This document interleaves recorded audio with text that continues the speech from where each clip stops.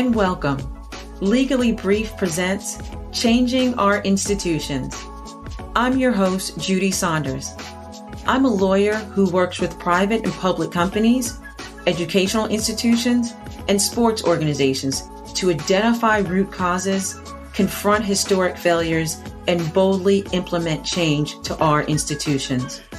This podcast is for corporate change agents, disruptors, and mindset mavericks who are committed to making our institutions work better for themselves and the next generation. I want to remind you that while I hope you enjoy every episode in the series that we're doing on changing our institutions, the content of this programming is not a substitute for speaking directly with an attorney who understands your unique circumstances.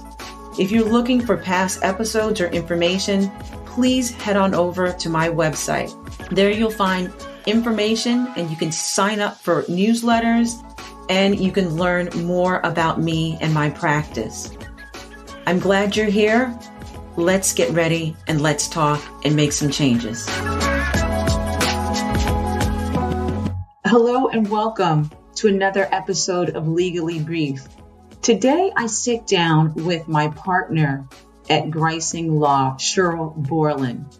Cheryl and I discuss what student athletes and academic institutions should know about name, image, and likeness agreements. Cheryl has over 20 years of experience as a corporate counsel advising closely held companies through the full life cycle of their businesses. She guides clients on matters such as business formation, compliance, corporate governance, and drafting the necessary documents. Cheryl devotes much of her practice to helping small and women-owned businesses navigate the legal system and launch their companies. The landscape dealing with name, image, and likeness agreements changed drastically in 2021 with the U.S. Supreme Court decision of NCAA versus Alston.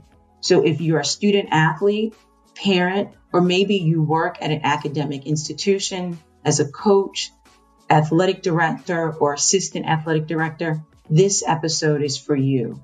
Listen in to understand and to get a better insight into name, image, and likeness agreements and the impact that will have on your institution and student athletes. I hope you enjoy my conversation with Cheryl Borland. It is always a pleasure to have a conversation with an expert in a field and to talk about a topic that is both relevant, timely, and involving. And that's the topic that I'm going to discuss today with my colleague from Griesing Law, Cheryl Borland. Cheryl was kind enough to have this conversation about name, image, and likeness.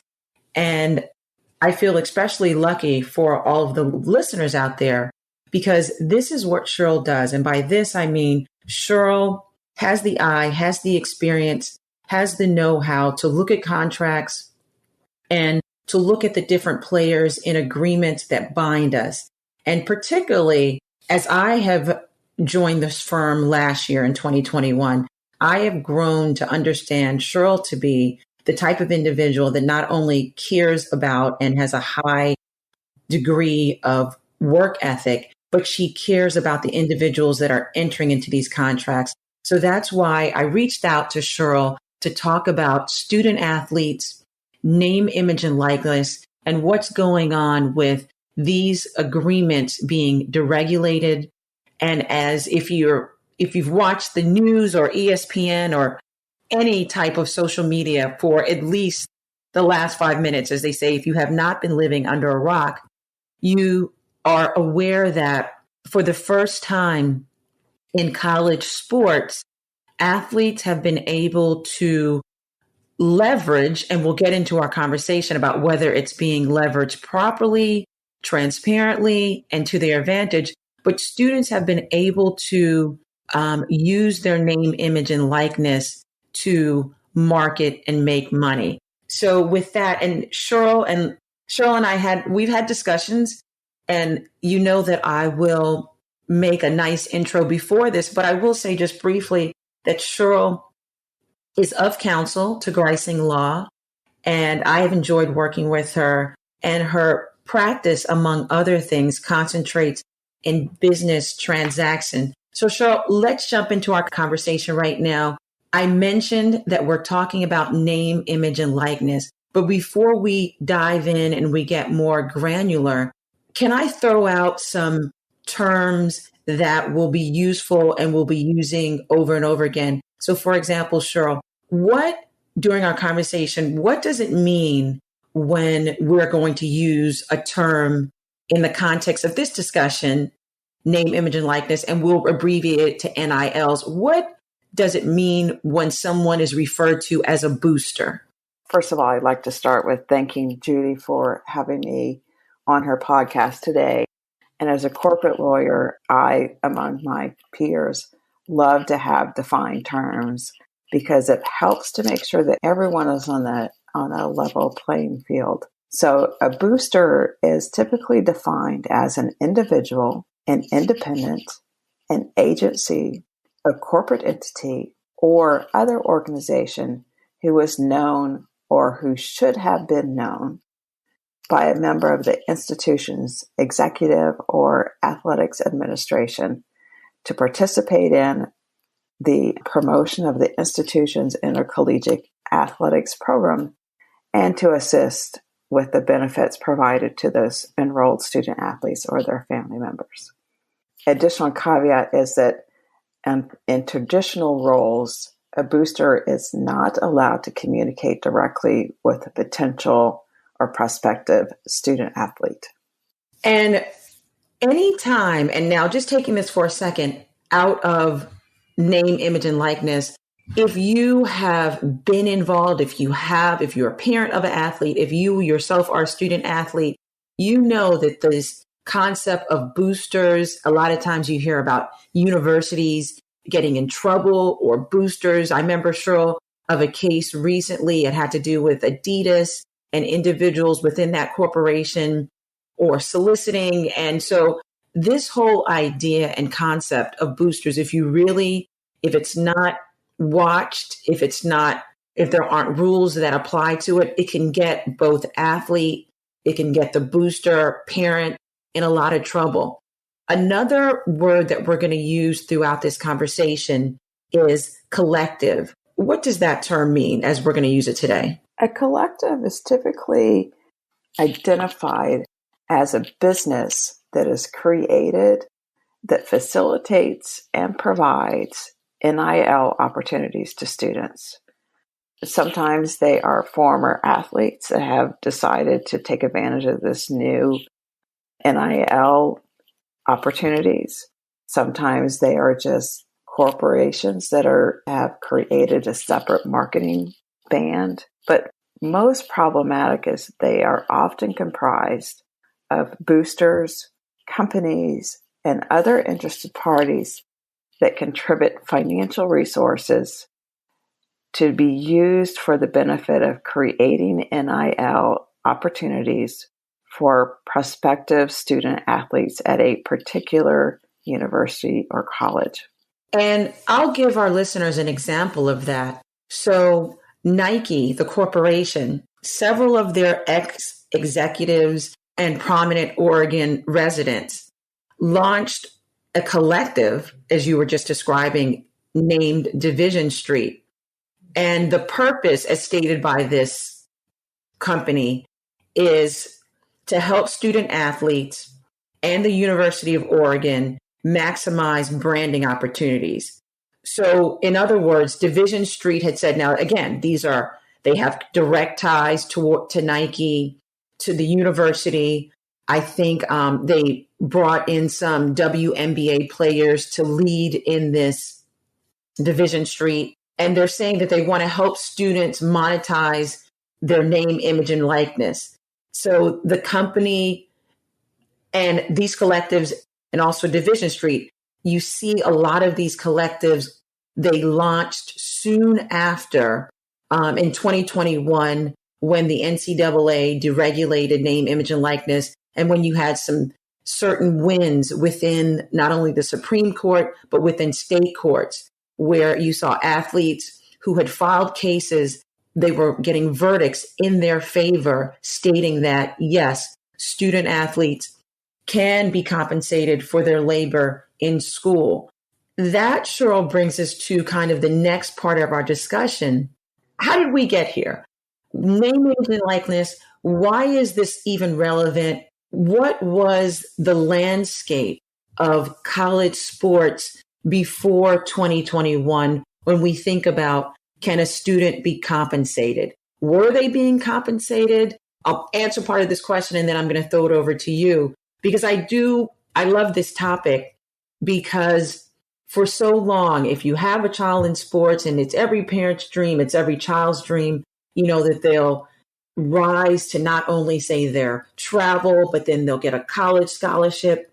And so many times, and for so long, the NCAA has said that compensation would come in the form of scholarships. So can you talk to us a little bit about the history of compensation for students, what it was, what it wasn't before 2021? Absolutely. So prior to that, universities and colleges could provide athletic scholarships to provide tuition. They could provide funds that provided for room and board for student athletes. They could provide for certain things like laptops and things like that they needed directly for their academic experience within that university. They could not provide cars. They could not provide funds. They could not provide certain things related to their particular sport. For instance, if you are a tennis player, you had certain things provided to you, but certain things you had to provide on your own. There are a lot of, and historically have been a lot of, recruiting violations where either boosters and or the universities have violated these NCAA policies and provided cars and vehicles or financial support or trips, transportation for student athletes to come and visit their universities, or providing them vehicles directly to the students, or there's a couple of cases, high profile cases, where it went to their parents. As a result of that, the universities were sanctioned and were prevented from participating in certain NCAA tournaments as a result of those recruiting violations. The boosters, I believe, were also sanctioned, and I think the students and or their parents, their families, were also sanctioned and fined, perhaps. But the fallout of that was, one of the reasons that the NIL has been promoted as widely it has been since July of 2021, when the Supreme Court struck down the NCAA caps on student athletic benefits, is that these things have been going on for years. Mm-hmm. Yeah. These kinds of violations, payment underneath the table, benefits that have been going on for years. And the theory is, on the supporters of having these NIL quote unquote regulations, is that it should level the playing field and bring the stuff that was behind the curtains or under the table out into the open. But before I go further into that, the Supreme Court case that was decided in July of 2021 was actually an antitrust Supreme Court case. And there was a unanimous 9-0 decision in support of a very narrow, tailored limitation striking down the NCAA caps on student athlete academic benefits. For instance, reimbursement, payment for academic related expenses, paid postgraduate internships, free laptops, or musical instruments, on antitrust grounds, that it was a collusion between the universities and the NCAA that prevented students from receiving any funds in excess of those particular items that were permitted underneath the NCAA rules and regulations. The Supreme Court, and there was a couple of blistering concurring decisions as well, that stated that these rules and regulations were an antitrust violation and would not be permitted. And it allowed or it paved the way for the adoption of an interim policy that the NCAA put into place that allowed NIL monetization for athletes, student athletes, and created a whole new reality within the academic sports arena, both from the universities, from the student athletes and their families, as well as the boosters.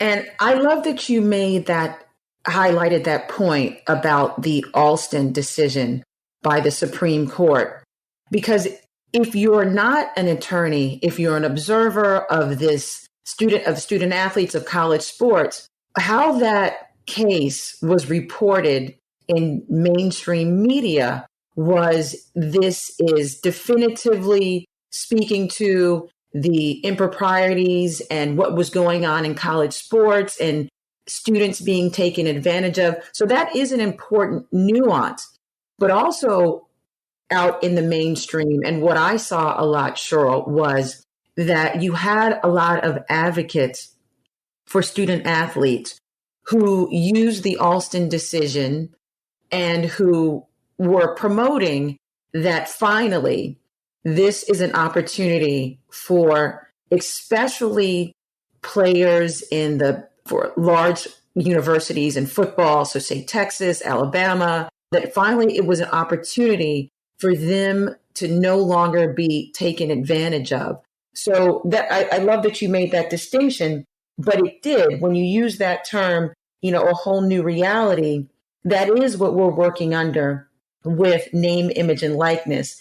For so long, and you tell me about any experiences or examples you have, but I know on my end, Cheryl, for so long, I have been watching how universities, head coaches, especially at your larger institutions throughout the country, sometimes make more money than the governors of a state.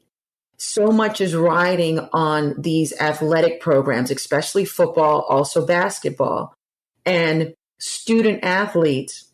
And there were friend of the court briefs that were filed in Alston who noted that everyone for so long, there was a boiling anger and resentment that I noticed on the part of student athletes, that their name, their image, their likeness was creating these powerhouses, the Texas, the University of Alabama, the Auburns. They were creating these huge institutions. They were creating the NCAA, by the way, that as we were defining terms, in case anybody doesn't know, the National Collegiate Athletic Association, that these students were creating for the NCAA, for networks, for companies, billions of dollars. I think the network deal signed between media outlets and the NCAA to carry March Madness, to carry these bowls, were in the billions, 9 billion or more, respectively.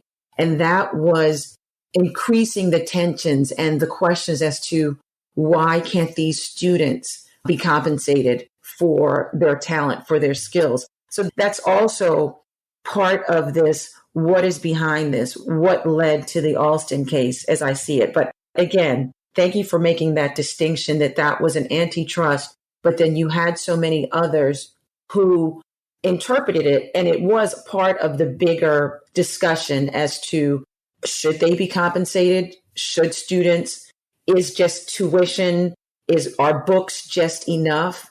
Does it pollute? And we'll get into this. Are we polluting the college experience?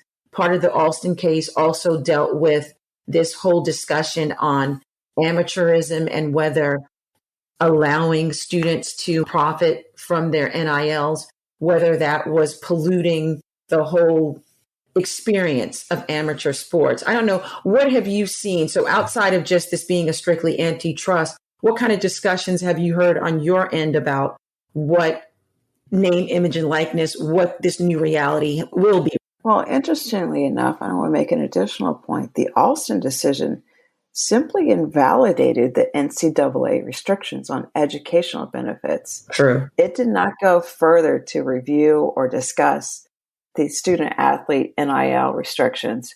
It merely opened the gates on legislation. And the problem stemming from that is the NCAA, as a result of this Supreme Court landmark case, has been a little hesitant to really put some teeth into their new policy that allows this, effective in July 21. So as we were rolling into this, there were a number of these collectives that were being formed, and they were ready to go. And there were a number of states that started to enact their own legislation in support of or restricting or prohibiting NIL within their states. So it further exacerbates the divide between federal legislation and state government.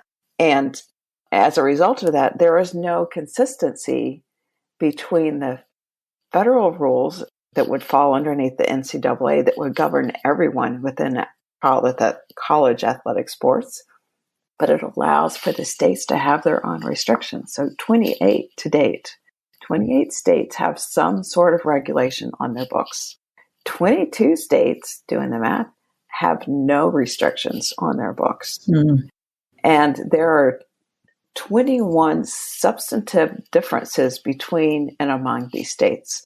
So without a consistent or even playing field, the schools and the students not only need to know the rules with regard to NIL in general, but how they apply in the state that they live and how they apply in the school that they go to, because it is a literal minefield if you are crossing state lines of what you're allowed to do, when you can do it, and what it can govern. And if the state has no regulation whatsoever, then you have no guidance. And these things start all over. That's exactly what it is, Cheryl. It's a minefield. And as I've watched this develop, so Alston comes down in 2021, the NCAA, up until this point, they had strict rules, they had prohibitions. In response to Alston, the organization, NCAA, they themselves had to issue a new interim policy. And then, like you were saying, states in turn, whether strategically done to benefit their universities or in an attempt to assist students, I'm not sure, there's different reasons. So now we have this broken patchwork. And like you said, students need to know. Let's give everybody an example.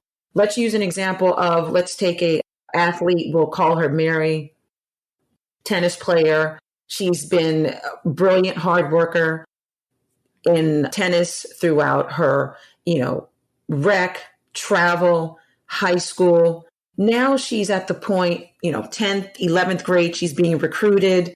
She has come to a decision, has to come to a decision in the 11th and 12th grade. Talk to us about she's being recruited by different colleges located in different states. What does that look like for what Mary has to do, what her parents have to do, and even the schools? How do all of these, for lack of a better word, players, how do they stay compliant in this new reality?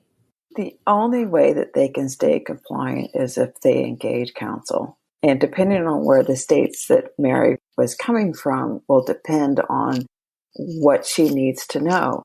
For instance, if Mary was coming from Texas, which is one of the few states where an athlete can be punished for signing an endorsement deal between the time period that she signs her scholarship agreement to go to school at Ohio State, for instance. If she signs that NIL endorsement agreement between the time that she signs the scholarship agreement and the time of her enrollment, she can be sanctioned by Texas. And there's a couple other states that have that same restriction.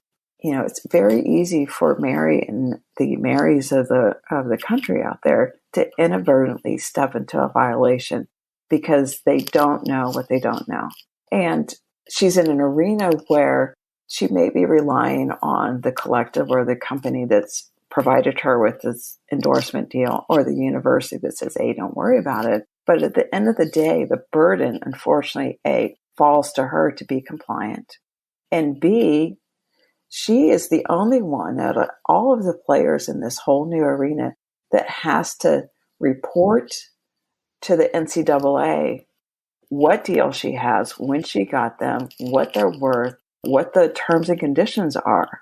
It's not the universities, this is not the collectives, it's the students that burden falls to.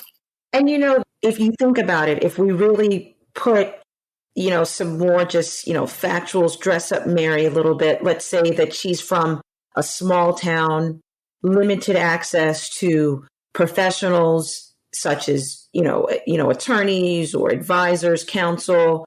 She's been focused on just getting into school, maybe with, one parent, two parent home. And now the onus is on this student with, and let's assume not much life experience, not much experience negotiating deals, reading the fine print, or even having the experience to span out and think, okay, this language may get me into trouble in this way under these circumstances, or may limit my ability to use my NIL under various circumstances. That to me sounds really frustrating and could be scary for someone now dealing with these new policies. Let's talk a little bit about then, what are some of if we go now to the new landscape as it relates to recruiting, what do you think universities now or academic institutions, and I know that these new policies also apply to high school and high school students, but for purposes of this discussion and this episode, we're just looking at the college level. But how, if any, impact do you see on what colleges and universities need to understand or be aware of? Well, the colleges and universities have taken, depending on where they're located, have taken various different approaches to this. Some of them have been very supportive of their student athletes, for instance, creating workshops that provide them some education and guidance on what to look for in these agreements, how to create their brand, their social media brand, what they need to be aware of when they're going into these kinds of relationships. They are geared more to the students versus how can we negotiate a deal with a Nike or an Adidas or a major corporation in order to influence without creating any recruiting violations, to influence a particular student to go into school at their university or college. And as a result of that, layered onto this minefield, then you have larger universities that typically have had large academic and athletic budgets that are now putting together and supporting these collectives to create a sweetener for a particular student to come and play football or tennis or basketball at their university. And it prevents smaller universities that don't have those budgets, that don't have the level of booster support within their organization to compete for the same players. So the students are now, especially if they're in a situation where they're trying to get the most bang for their buck, which, there's some merit in that. But the perspective becomes skewed because the impetus for academic and athletic scholarships for student athletes has been to provide them with the ability to go to a particular university and get an education. Now they are starting to lose some of their amateur status. Now they're able to not only negotiate an opportunity to go and play at a particular university in their choice of sports, but also to promote and provide an opportunity for them to enter into an NIL agreement that gives them additional monies. So now they have 3 jobs in college. They have the requirement to perform academically in order to maintain their academic status to be eligible to play. They have to perform underneath the NIL, and they have to perform on the field. And for an 18-year-old or a 19-year-old, that's a lot of responsibility on them. A lot of responsibility. A lot. Can you imagine that? They're basically, in essence, and I've heard this said, and you tell me, you're the business person. Tell me, in essence, NILs and a successful student athlete or a student athlete who's out there at any level, but let's just think of someone more prominent. they're basically, in essence, becoming a small company, an entrepreneur. Exactly. Correct? Exactly. They are the business of themselves. Yeah. And they are building a brand in their own name, image, and likeness. So sometimes that is, the example of those kinds of things are promoting a particular brand of athletic apparel or shoes. So it's a product or Gatorade or anything along those lines. It's appearances at a local community business. It can be social media posts where they have to post a certain number of posts on their Insta stories, certain number of times a day, certain times of the week. And there's some gaming NILs that are out there to have their image used in a game, an esports game. And now they're starting to drift into the NFTs. Okay. So it's their pictures. Okay. That are considered to be NFTs that are coming into play with these types of agreements. Okay, so what you're saying right now is essential to this conversation. And I think that if you're out there, your ears are going to perk up, because right now, Cheryl is going to talk about some basic NIL contract provisions that individuals, students, or if you're listening to this and you're part of the athletic department, if you're even, part of one of these collectives, some of the basic contract provisions that individuals should be aware of. And we're not going to cover all of them, but I know during our discussion before we hit record, Cheryl and I kind of talked about what in her experience she's seen that has been part of these endorsement contracts in the past, some general contract provisions that you'll see in any agreement. But sure, when we talk about NILs, let's pull out and talk about, for example, if you're a student, this agreement is being thrust upon you. You're coming, let's pick Mary. She's coming from a small town. She's absolutely excited even to be playing at the college level. And now there's the possibility of being compensated for maybe the program putting her name up, or maybe a business there in town. Maybe she's going now to school in a larger area, and her image is going to be, on the local sub shop. What are some basic language that she should be aware of? So let's take, for example, what if there's a morality clause in there? Can you talk to us about what that is, and maybe what Mary should be aware of when she's thinking about it and she sees the morality clause? Absolutely. So in this morality clause, have traditionally seen these in Instagram influencer contracts or modeling agency contract or actor agreements. They've gone back for years and years within actor and actress agreements with studios. What these morality clauses allow the companies that they've entered into an NIL agreement with, it allows the company to oftentimes unilaterally terminate the contract if the company feels that the student athlete has violated some sort of policy or stance that the company doesn't want to be affiliated with. And sometimes it can be she's posting inappropriate pictures or posts within her social media on her personal page, oftentimes not necessarily on her professional Insta page. She may be caught in it in a situation where she's pulled over for a DUI, and that may trigger a violation of the morality clause within the contract.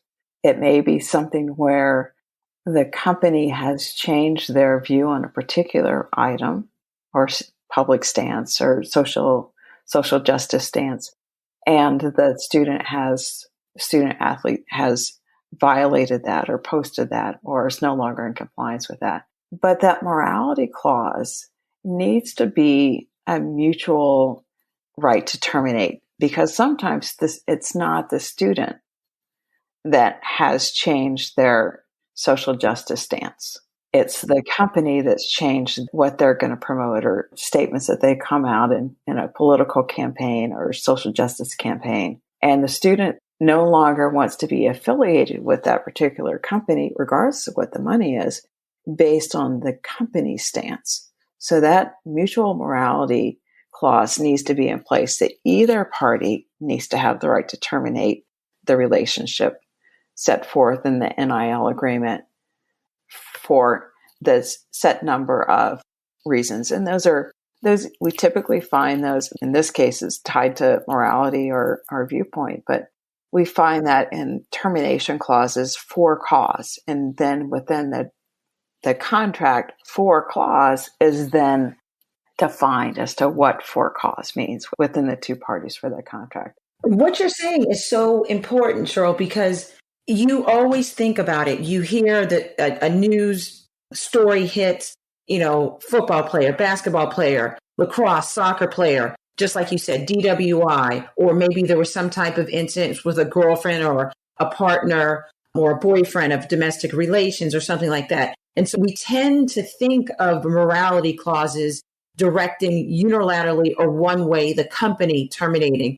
And I think it's important. What you're saying is that no student athlete, we are right now, someone had said that right now, the time that we're living in, we haven't seen a bigger shift in social issues in what I think it was 50, 60 years in the Supreme Court. So, for example, and it doesn't matter where you stand, the Supreme Court recently ruled on reproductive rights, gun rights, the rights of criminal defendants with Miranda.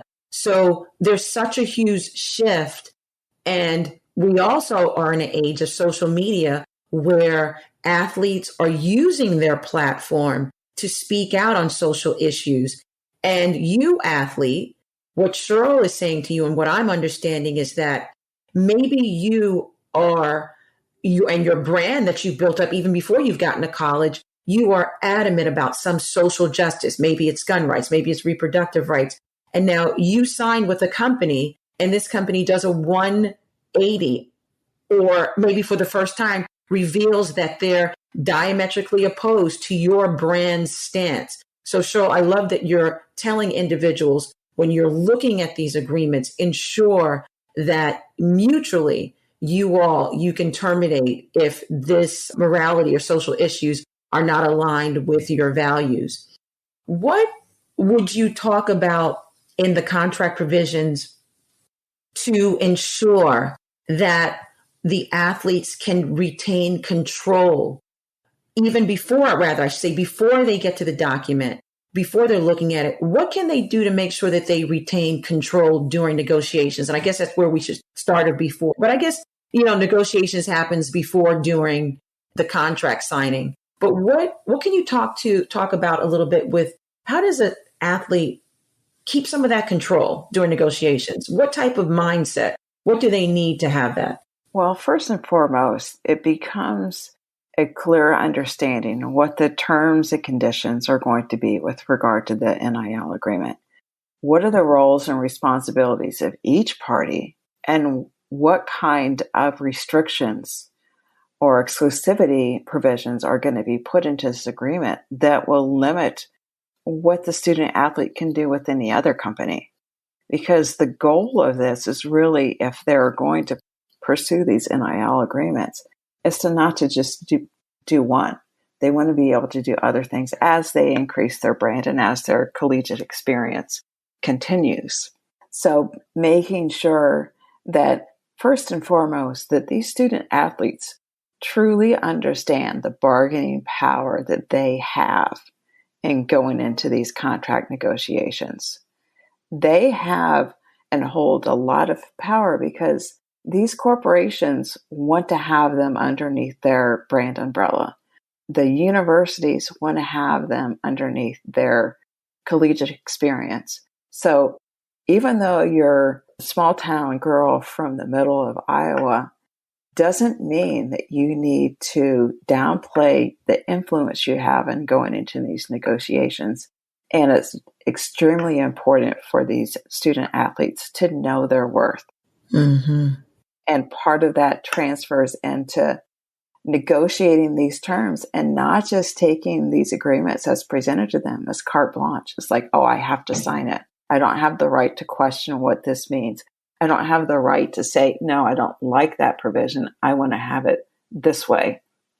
And some of that is just not being overly eager to just take whatever is given to you. Push back. Stand up for yourself now. Because if you don't do it now, you really won't have the opportunity to do it later. And it's the same with any other agreement. If it's an employment agreement or a business agreement, you have to ask for what it is that you truly want.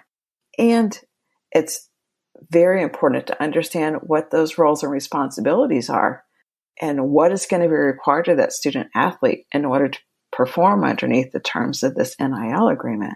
As I mentioned, give us some examples of that, Cheryl, when you use those concepts of what their roles and responsibilities. You can use any example that you've seen in the past.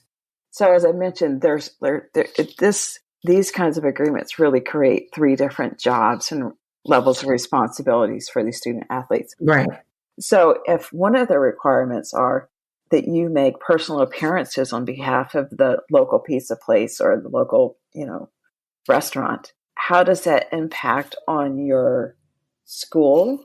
How does it impact on your performance? If it's in the middle of your season, do you have the ability, the time availability to appear at the public appearances that are set out in your contract? Right. And do they take into consideration what you have to do as a student athlete in providing and setting out the appearances? Those of you that are not student athletes or don't have student athletes in your family, the misnomer that the only time that your time is consumed is during the season is a complete misnomer. Right. The training and the commitment to the gym and that goes in off season is as time consuming as it is when you're in the midst of your season. The other thing that falls into that's also can be a time suck situation is the social media.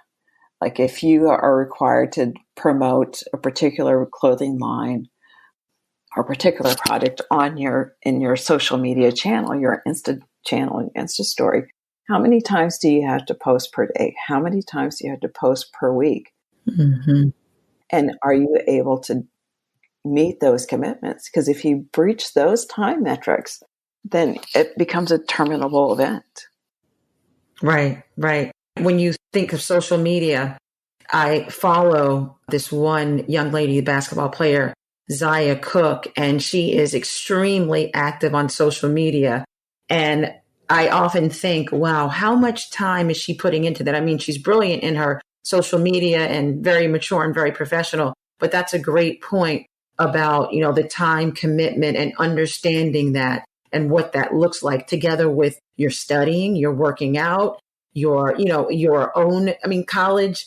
Yes, we're thinking about this from a business, but it's also a life experience. And you don't want to forget that. You touched on a point that I want to extract and want us to distill. This whole concept of being exclusive or exclusivity. What could that language look like in an agreement? And what should a person be thinking about how that could impact them? So there's 2 types of exclusivity that factors into these kinds of agreements. First is for a product. So if the student athlete signs an NIL contract with Nike is not going to be too terribly appreciative of them if they show up in their Insta story, or if they're in certain circumstances, if their university doesn't have Nike product within their uniforms, but it's Adidas or it's Under Armour or whatever the product is, competing product line. So looking at the outline of what that product exclusivity is and what's in the student athlete's control and what's not within the student athlete control is ultimately important. And making sure if you're promoting Nike shoes, does that promotion of Nike shoes extend into anything else that Nike has? What is that exclusivity requirement within that NIL? Right, right. Because as I mentioned, sometimes it's not within the student's control. Right. And how many times have you heard a client come in and try to say, well, I just didn't know. Unfortunately, the onus really is on you when you're signing an agreement to understand, to know. And that's why you do need a professional that can say, look, this clause will impact you and affect you in this way. What can you tell individuals looking at these agreements when they're thinking about non-disclosure and non-disparagement, that type of language? What should they be considering when they see that? So the non-disclosure factors in, and because the terms of these contracts are not disclosed except for the voluntarily registration by the students with the NCAA, and I don't believe that those filings are made public or easily made public. They're probably available underneath the federal request for information, the FOIA request. Mm-hmm. But for the general public, it's not going to be available. And the reason that the companies want to have those terms kept confidential is because they want to have the ability to negotiate different terms with different athletes.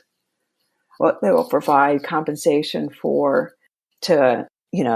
the new star quarterback at one university is not going to necessarily be the same that they will provide somebody else that's going to play, even if in the same sport, going to be a quarterback at a smaller university or a smaller college. So the companies want to make sure that the terms and conditions and the compensation set out in these agreements cannot be disclosed. And those non-disclosure agreements need to be narrowly tailored for geography and need to be narrowly tailored for time. They cannot or should not, for the students' benefit, extend it into perpetuity, because that's not the compensation that they're being paid for. They're being paid for their NIL, not the non-disclosure piece of it. We see this more often in like employment agreements or settlement agreements, but they factor in these NIL agreements as well. And the other one is the non-disparagement, which means that at the end of the normal term of the contract, if it's not renewed, or in the event that there's a termination because of breach or noncompliance, the student athlete wants to make sure that they are not disparaged within the public for whatever the reason for the termination was. And the corporations want to make sure that if there's a termination, that the athlete doesn't go to social media to tell the rest of the world how horrible their experience was with this corporation. So those two types of restrictive covenants in an agreement need to be narrowly tailored, very specifically negotiated on behalf of the student with regard to these corporations. And they are negotiable. They can be modified, but you have to ask. The company is not going to modify those if you don't ask. And I've been practicing law for a very long time, and I always counsel my clients, business clients, and make no mistake, these student athletes are business entrepreneurs. If you don't ask, you will never get. Yeah. Yeah. And the worst that they can do is say, no, we're not going to change that. But they're not going to voluntarily change it if you don't ask for it. And that loops back, Cheryl, to what you were saying before, the mindset, the approach that's essential when you're viewing these contracts, that you have to believe, you have to know your worth, even before you step up, and you have to demand, and think about what you're negotiating for and what you want the end of the agreement to look like. I think that really highlights that point.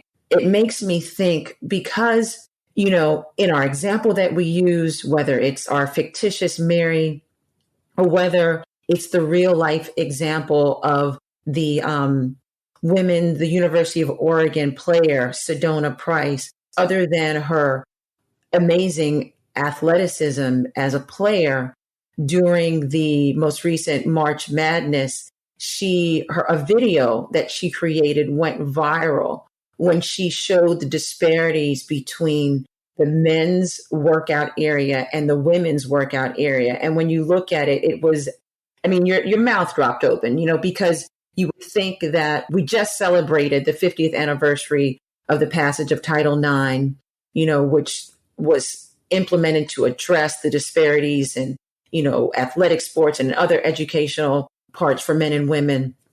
But I say this to say that Sedona Price, not only from that video and her kind of blowing the whistle on this disparity in this day and age, she went on to be approached, as reported in the media, be approached by so many companies that wanted to align themselves. And when you think about, when you think about you're an athlete, whether you're someone at the level of Sedona Price or in our fictitious Mary example, you can be so enthusiastic and so excited to just, be with this brand. But what I hear you saying, Cheryl, is that pump the brakes, slow down, understand this language, collaborate, retain a professional who can tell you how this is going to impact your immediate athletic career, your college career, and then also your business / brand. Is that accurate how I'm hearing you say that? It is. It is absolutely accurate. If you're an athlete, like you just demonstrated, and brands are coming to you with an NIL contract, take the time to read them. Take the time to ask questions. Take the time to digest them. They're not going to pull the offering if you ask questions and enter into a discussion and conversation with them. And they're not going to pull it if you say, wait a minute, I need to make sure, I need to retain legal counsel to make sure I understand what my obligations are underneath the terms of this agreement. Don't be afraid to ask to advocate for yourself. And sometimes you can do that on your own if you're a more sophisticated student athlete. But a lot of times it's, it is outside of their bailiwick. It's outside of their acumen, and they need to have the legal help. Some of the universities and colleges are actually providing that as a resource, one, to make sure that they stay in compliance with NCAA in their state requirements, but also an acknowledgement and registration that their student athletes are part of their community. And they want to make sure that they have the additional education and wherewithal in order to understand what it is that they're doing within this new network and this new world of NIL agreements, making sure that they don't inadvertently get themselves into trouble. And I know that we've covered a lot, and that I could talk about this topic for a while, but there's maybe just two more points that I want to bring out. Talk to us briefly about what a person should be thinking about regarding intellectual property rights. Say you're a student and you're known by a specific nickname. You've cultivated that name. Maybe you have already informally built your brand up online. If you're this amazing lacrosse player, can you tell that I'm knee deep in lacrosse in my house? So I'm using that example. But you're a lacrosse player, and you're Swiss Lightning or something unique. What does that athlete need to be thinking about as far as intellectual property rights, if anything at all? So depending on what your agreements say, this is not in the traditional world of performing services. This is not a made for work situation. And you can negotiate, the student athlete can negotiate the right to register their own trademark, their own copyright protection, that they own the intellectual property, because they want to make sure that unless this agreement's going to be an irrevocable agreement, which I don't believe that any of them ever will, you want to make sure that you have the ability to take that brand that you've created underneath, and while you're performing under this particular NIL, that you have the ability to take that with you. Famous actors and actresses and singers and performers have done this for years. For instance, I believe that Beyonce has received a trademark registration for her daughter, Blue Ivy, just within her name. Right. There's nothing that's going to preclude a student athlete that has that same prominence in doing the same thing. There are specialized intellectual properties that specialize in this particular type of representation that are available, and most intellectual properties attorneys, all they do are trademark copyrights registrations and prosecution of them as well. It becomes exceedingly important, too, to protect that once you have it, too. So I have some colleagues that recently litigated a trademark infringement, logo infringement against the Kardashian family and won their litigation after years and years of litigation.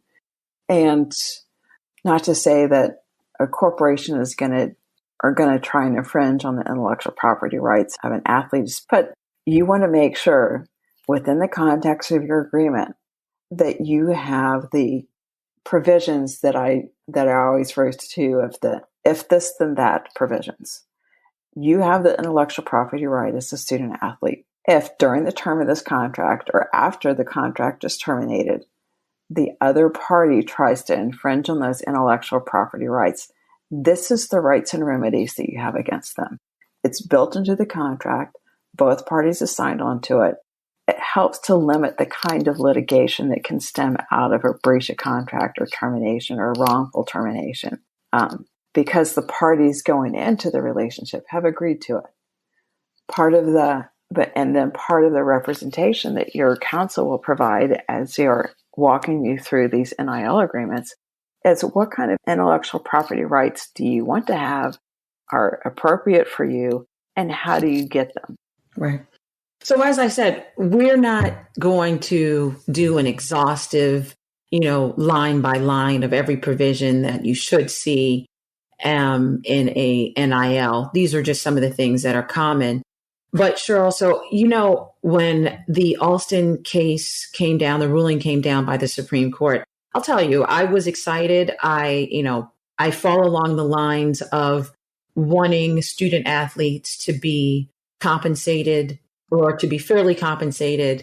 I look at it not only from just that view, but also from a kind of systemic racism view of how these teams, especially at the big universities, are made up largely of Black and brown African American athletes.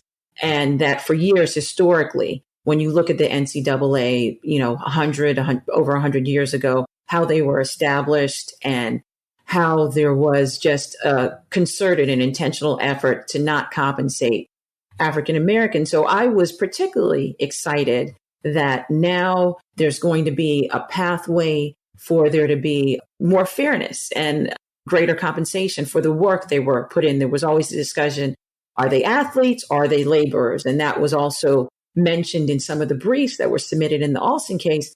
But what I have to ask you now, I'm starting to get a little disillusioned because you see what you talked about earlier, the collectives, whether it's Division Street, whether it's ex-Nike, alumni, executives. It feels to me that what I had hoped would be level playing field is looking a little predatory again. I don't know. What is your kind of professional or personal opinion as to what this new reality is shaping up to be? I actually agree. And the NCAA has realized that they have that same concern. In fact, in May of this year, May of 22, nearly a year after the NIL regulation went into existence, they've now realized that they need to find a way to enforce the NIL policies with regard to these collectives and to prevent the collectives, which, quite frankly, for the most part, are usually comprised of boosters affiliated with a particular university, for doing what the universities could not do.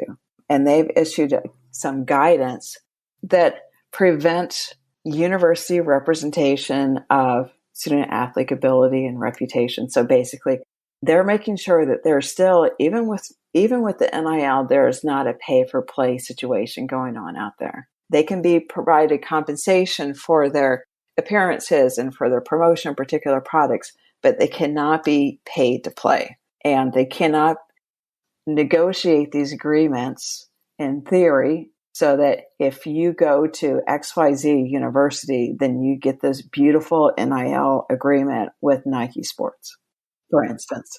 Right. They're also prevented from recruiting. There's not supposed to be any communication between the athletic director and the scouts for the university and the collectives. So you can't go behind the scenes and try and do something that's still prohibited. And the realization is there still is no longer a level playing field. These collectives have a lot of money and they're influencing where students can have the opportunity to go to school, and two-pronged approach. It's an athletic scholarship combined with a beautiful, very financially lucrative NIL agreement. And universities that don't have a lot of money, or smaller communities, or smaller arenas, your D3 schools, not your D1 schools, your D3 schools, or Grambling University, the coach and athletic director for Grambling University has come out in some of the research materials that I've looked at, stating that it really has made it difficult for them to recruit students to come to school at Grambling because they can't compete at the same financial level, and they don't have the same business relationships that these larger universities do. Right. So we're still on an even playing field. And then factored in the fact that there's no national standard. There's no national metrics that need to be met. It is a state-by-state situation, which, depending on where your university is, and that's not going to change, right? Depends on what you can do with regard to these NIL agreements, whether you can even have them. Right. So if there's a star athlete that you've been, scouting and have been wanting to have to come to your university, and you're sitting in a state that does not allow these contracts, and that student athlete has a choice between going to your school that has a great legacy, has a great coach, great program, versus going to another school that may not be as great, but they have an NIL contract or agreement sitting in the wings, the money's going to talk. Right. So there are so many things to consider. And that brings, like I said before, we could probably talk about this, the different nuances and the iterations and the impact of these NILs. But I know that our team at Griesing, we're able to help. I have a background in having represented student athletes, understanding all of the different, commitments they have. You, Cheryl, you're licensed in Kentucky, Ohio, Pennsylvania, and the federal courts there. Talk to us a little bit about what services Griesing law provides to universities and student athletes when we think about NILs. And that's the way we'll wrap this up. So I really view the potential representation by the student athletes, much like I view my representation of entrepreneurs within the entrepreneur ecosystem, that they need to know, and they need to be guided, and they need to be properly represented. And compensation, it can be a little creative because they've got a contract, they've got the opportunity. So they might not have, if they're sitting in my office, they might not have funds in the bank account. But if this NIL goes through them, then they will, and they will have the ability to pay.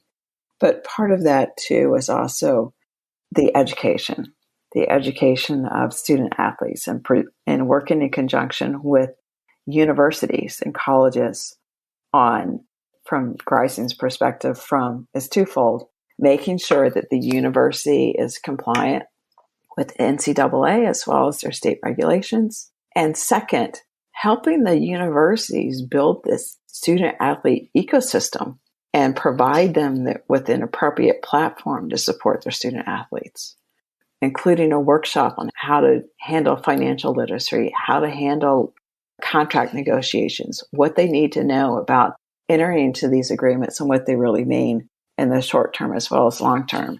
And then providing that as an additional resource.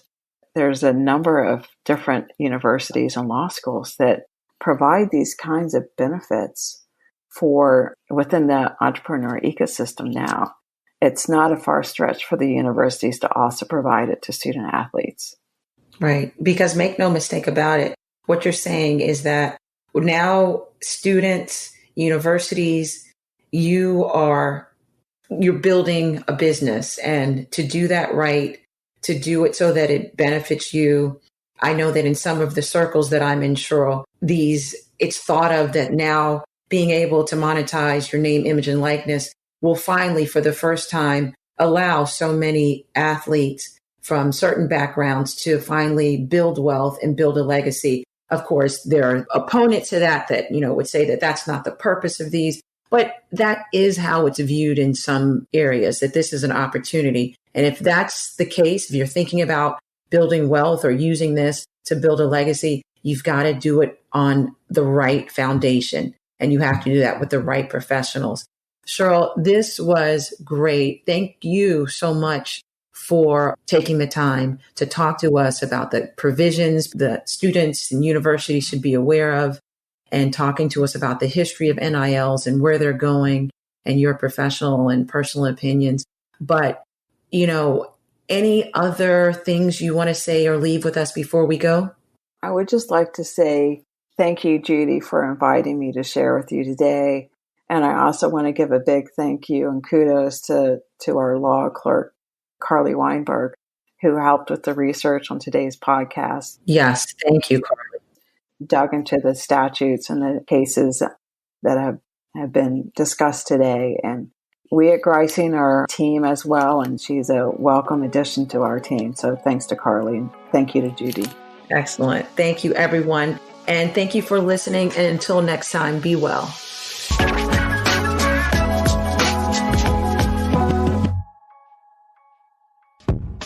All information and content in this podcast is provided for entertainment purposes only. Nothing in this podcast shall constitute legal advice and shall not create an attorney-client relationship. This information is general and may not be applicable to your particular circumstances. You should review your particular circumstances with an attorney. All liability with respect to actions taken or not taken based on the contents of this podcast is hereby expressly disclaimed.